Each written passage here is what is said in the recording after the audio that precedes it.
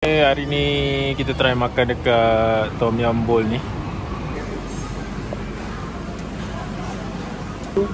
Apa nama tu yang orang tangkap pakai kapur? Oh, ni ada daging-daging dia. Daging apa ni? Rusa. Kambing kena Oh, kambing kena request. Okay, ni sayur-sayur. Lepas tu ni dia punya ni dia punya aiskrim. Okay. Kawan aku ni Azwan ni dia pro bab makan steamboat ni. Pasal aku buat gila. Okay, ni resepi dia yang kedua.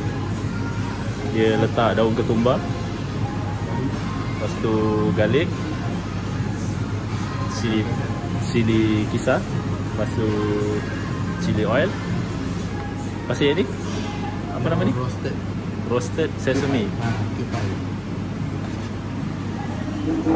Yang ni sebelah kiri ni apa? Ni. Ni macam yang kita makan cheese naan tu yang ada India punya apa? tu.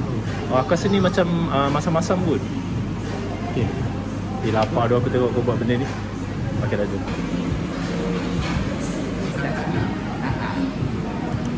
Yang ni ialah kita punya paste Tom Yum paste.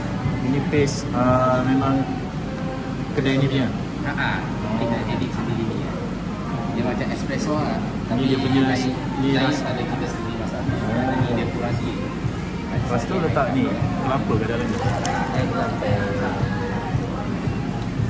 Okey. Macam ni kan? Macam ni. Masuk. 1, 2, 3. Betul.